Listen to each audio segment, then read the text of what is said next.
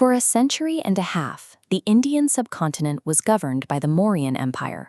Its reach stretched from modern-day Afghanistan to the edge of the Deep South, managed by a massive bureaucracy and an army that projected absolute authority. Around 185 BCE, the last Mauryan emperor was assassinated by his own commander. Without that central pillar, the empire's vast borders fractured into dozens of regional pieces. The sudden lack of a central authority created an immediate power vacuum. But where the maps suggest a breakdown of order, the archaeological record reveals a process of intense rebuilding, the age of reorganization. As the borders shifted, groups from outside the subcontinent, the Indo-Greeks, the Sakas, and the Kushanas, crossed the mountains. They arrived as conquerors, but stayed to integrate themselves, adding new layers to the social map. The fragmentation of the empire didn't stop the development of the subcontinent. It forced society to reorganize and create something new. With the Mauryan emperor gone, the single crown was replaced by fierce competition. Local rulers now had to establish their own legitimacy and prove they could maintain order.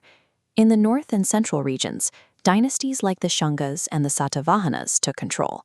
They performed ancient rituals to assert their power, built roads, and created systems of governance that stabilized their respective territories.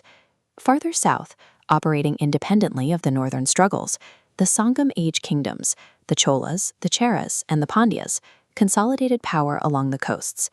These new kings lacked a continent-spanning imperial army. To survive, they had to invest in their local economies and cultivate unique regional cultures to secure the loyalty of their subjects. Political fragmentation served as a catalyst for local innovation. Instead of serving a distant capital, these regions poured their energy inward, forging the distinct regional identities that still characterize India today. Building a regional kingdom requires resources. Without a continent-wide tax base, these smaller kings found new ways to fund their growing ambitions. They plugged their local ports and roads directly into ancient global trade networks, the overland Silk Route in the north and the maritime sea routes connecting the southern coasts to the west. This silver coin of Indo-Greek King Demetrius features Greek lettering on one side and Indian symbols on the other, a physical record of two cultures trading. In the north, the Kushana dynasty used their geography to take control of major sections of the Silk Route, acting as the bridge between the Roman Empire, the Indian subcontinent, and China. This economic engine did more than transport silk and gold.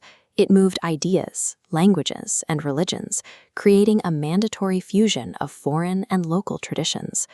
The wealth generated by these trade routes funded a massive harvest of new art and technological development across the subcontinent. At the Mathura School of Art, sculptors used local red sandstone to create full, rounded figures that established the purely Indian aesthetic for portraying deities. Along the Silk Route, the Gandhara school used gray schist to carve realistic human anatomy and deep, flowing robes, techniques adopted from Greco-Roman traditions. In the south, Chola kings funded the Kalanai Dam. Designed to gently divert water, this wide stone structure still supports agriculture 2,000 years later. This trade-driven era fostered an environment of intense regional competition, resulting in the distinct artistic and architectural traditions that define Indian heritage today. Massive cargo ships and digital supply chains connect our modern world in ways that feel new, but the foundations of this global exchange are ancient. We still eat foods introduced through these trade routes and use numerical systems that evolved from the ancient Brahmi script used by these regional kings. None of this specialized art or localized engineering could have developed in this specific way under a uniform, centralized empire. The survival of these regional innovations over 2 millennia demonstrates that a society can continue to evolve even after its central political structures dissolve. The age of reorganization proves that sometimes the end of one system is the only way for a more diverse and resilient one to take its place.